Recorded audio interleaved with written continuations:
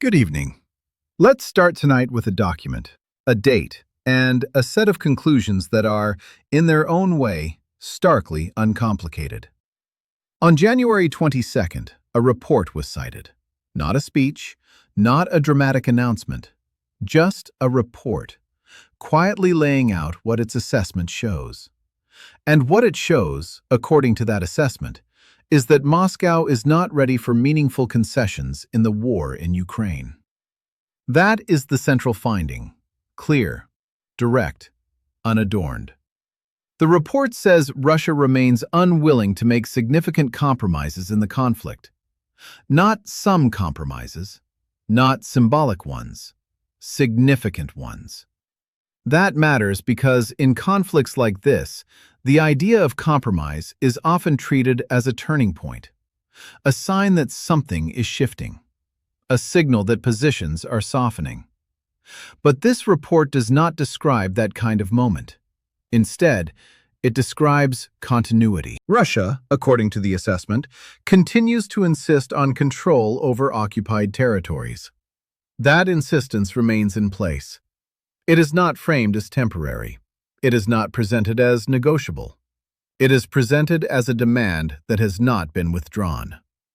Alongside that, the report notes other demands as well. It does not detail them here, but it places them in the same category. They are part of a posture that has not changed. The assessment highlights ongoing Russian resistance to major adjustments in war objectives.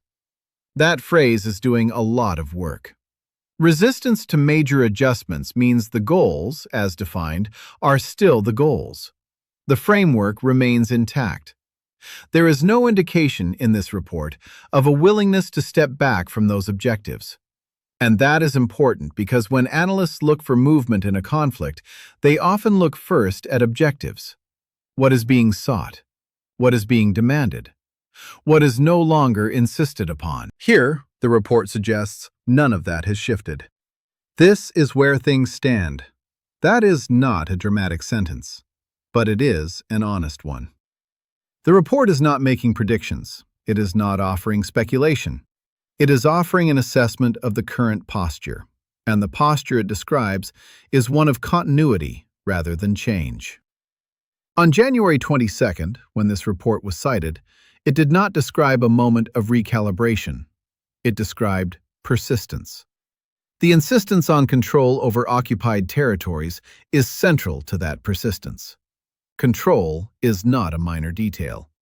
It is not a side issue. It is core. By maintaining that insistence, Moscow is signaling that its fundamental demands remain intact. The report does not suggest that these positions are softening behind the scenes. It does not suggest that concessions are being prepared quietly. It says, plainly, that Russia is not ready for meaningful concessions. That word, meaningful, matters. Because in conflicts, gestures can be made that look like movement but do not alter the underlying structure. Meaningful concessions would alter that structure. The assessment says those are not happening. And so what we are left with, at least at this stage, is a picture of a war posture that is resistant to change. Not frozen necessarily, but not bending. The report's language is careful. It does not overstate. It does not dramatize. It highlights ongoing resistance. Ongoing. Which means this is not a single moment or a temporary stance. It is a pattern being observed. And that pattern is one of holding firm. For viewers trying to understand what January 22nd represents, it is not a breakthrough date. It is not a pivot. It is a marker. A marker that says, as of that point, the assessment finds no readiness for significant compromise, no meaningful concessions, no major adjustment in objectives. That is the context. That is the setup. And from there, the implications unfold. Not through speculation, but through what the report itself underscores. Nothing here suggests a turn. That sentence, too, is quiet, but it carries weight. Because in international conflicts, turns are often what people wait for. This report says, in effect, that the turn has not come, and that brings us to what the assessment is really documenting. Not just a position, but a persistence of that position over time. That is where we begin tonight. So let's stay with what this assessment actually says, and just as importantly, what it does not say. Because the language here is careful, it is measured, it is restrained.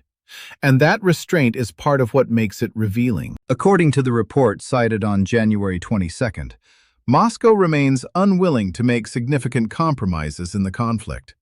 That is not framed as a temporary posture. It is not described as a negotiating tactic. It is presented as the current reality. The assessment does not claim uncertainty on this point. It does not say, may be unwilling, or appears reluctant. It says, remains unwilling. That word, remains, tells you this position has been observed over time. It has been consistent enough to be described as ongoing. And then there is the focus on control over occupied territories. The report states that Russia continues to insist on control over those territories. Continues to insist. Again, that phrase signals durability. This is not a newly adopted demand. It is not something being floated experimentally. It is something that has not been relinquished. Control in this context is not described as partial. It is not described as conditional. The report does not indicate flexibility around that point. It simply states that the insistence is still there. And then the assessment broadens its lens slightly, noting other demands as part of the same posture. It does not enumerate them here. It does not expand on them. But by grouping them together, the report frames them as part of a single, coherent set of objectives. Those objectives, the assessment says, have not undergone major adjustment. That phrase matters. Major adjustment would imply a rethinking of goals, a reframing of what is sought, a willingness to move away from previously stated aims. The report highlights resistance to that kind of adjustment. Not delay, not internal debate, resistance. And resistance, by definition, implies pressure or expectation that adjustment might otherwise occur. But here, the assessment finds that resistance remains in place. There is no bend in the line. That is not a technical phrase, but it captures the idea. The assessment is not saying negotiations are impossible. It is not saying dialogue does not exist. It is not making claims about future outcomes. It is saying that, as of January 22nd, the core objectives remain intact and defended. And this matters because when analysts evaluate conflicts, they often distinguish between tactical shifts and strategic change. Tactical shifts can happen without altering objectives. Strategic change requires something deeper. This report is addressing the strategic level. It is saying there is ongoing Russian resistance to major adjustments in war objectives. That is the phrase used. War objectives. Not messaging, not tone, objectives. That distinction is critical. The report does not describe a scenario in which those objectives are being redefined. It does not describe internal movement away from them. Instead, it describes continuity. And continuity, in a conflict of this scale, is itself a significant finding. Because much of the external conversation around conflicts often centers on whether positions are hardening or softening. This assessment says they are holding. And it does so without drama, without flourish. It is almost understated. But that understatement carries weight. The insistence on control over occupied territories is a concrete example of that continuity. It anchors the assessment in something specific. Territory is tangible. Control is measurable. And insisting on it leaves little ambiguity. The report does not suggest that control is being used as leverage to be traded away. It does not suggest that it is being reconsidered. It simply notes that the insistence continues. And that, in turn, supports the broader conclusion that meaningful concessions are not currently on the table. Meaningful is doing important work here, because concessions can exist on a spectrum. Some are symbolic. Some are procedural. Some are structural. Meaningful concessions would affect the core demands.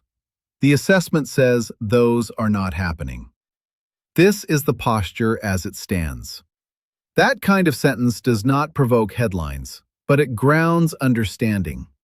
The report also does not attribute this posture to any single event or recent development. It does not tie it to a specific trigger. It frames it as an ongoing condition, and that framing is deliberate. By avoiding attribution to short-term factors, the assessment emphasizes that this is not reactive, it is sustained. The report does not suggest internal fractures. It does not suggest imminent change. It does not suggest preparation for compromise. It highlights resistance. And resistance, especially when described as ongoing, suggests that the current objectives are being actively defended. That defense may be diplomatic. It may be rhetorical. It may be strategic. But the assessment stays within its lane. It does not speculate on methods. It reports on posture. And that posture, according to the report, has not shifted towards significant compromise. For those reading this assessment, the clarity is notable. There is no hedging language. There is no conditional phrasing. It does not say, unless circumstances change. It does not say, for now.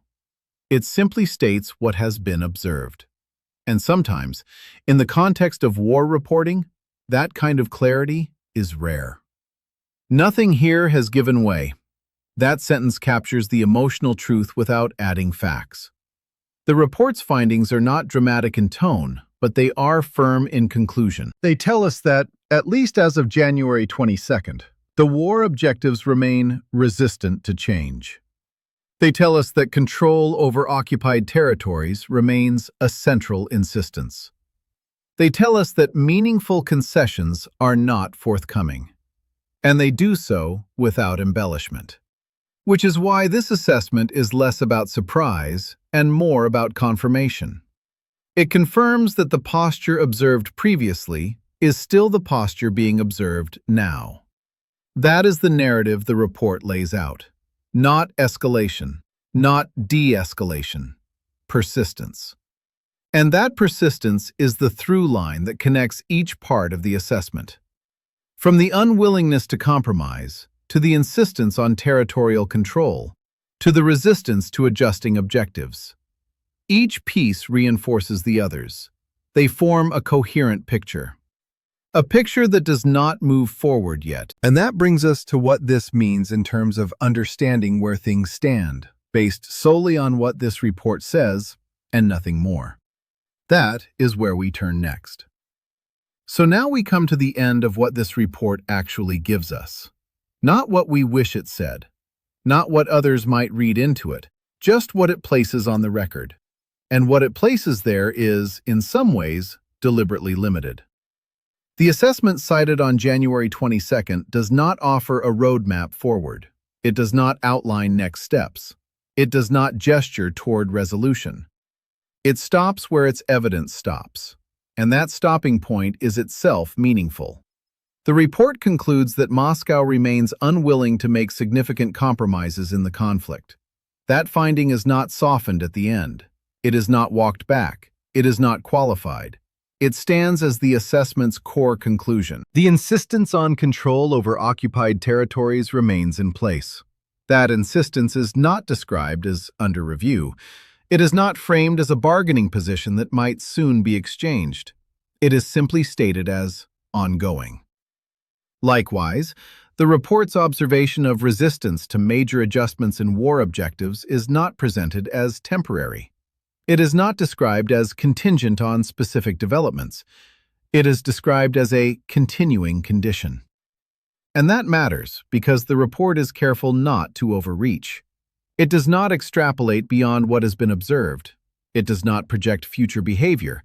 It does not infer intentions beyond what current actions and positions indicate. It stays anchored to what can be assessed. In that sense, the report draws a boundary around its own authority. It tells us what is known, and it stops there. There's no signal here of a shift.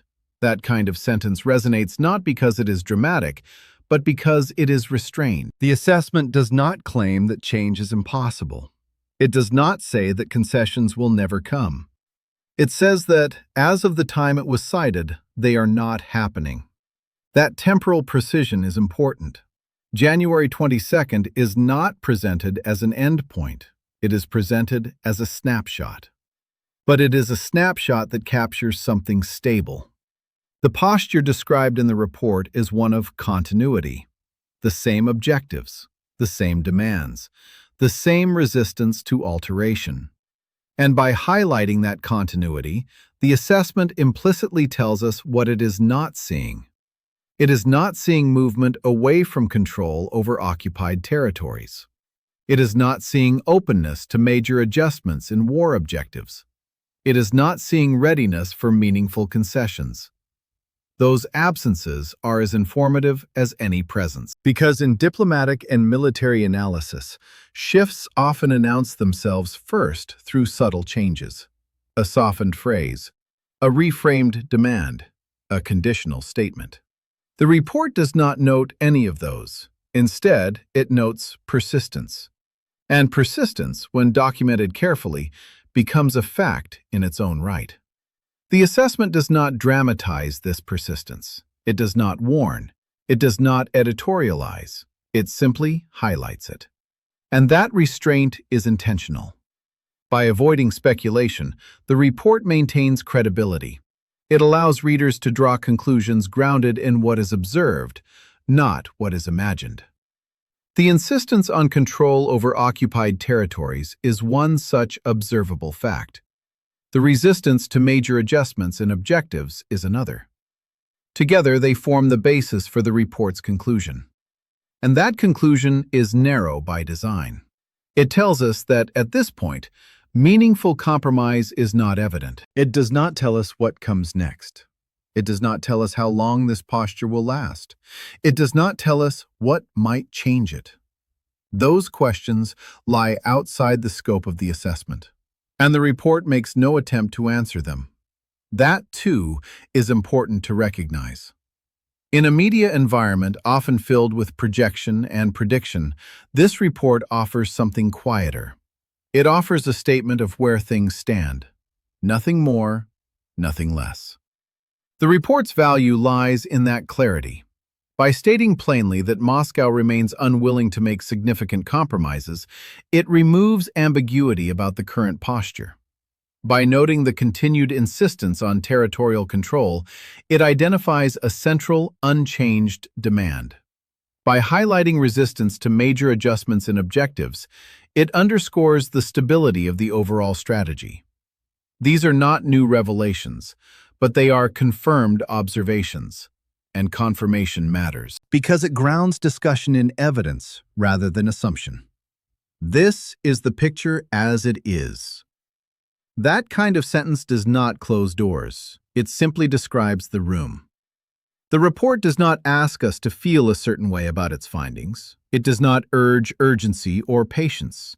It presents its assessment and steps back. And that is where we, too, must stop. At the edge of what is known, as of January 22nd. At the point where the facts, as assessed, have been laid out fully. No meaningful concessions, continued insistence on control, ongoing resistance to adjusting objectives. That is the complete arc of the report. And in that completeness, there is a kind of finality. Not to the conflict itself, but to the assessment of where it stands at that moment. The report does not resolve the story. It documents it. And sometimes, in moments like this, documentation is the most honest thing that can be offered, because it tells us, without ornament, where the ground is solid and where it has not moved.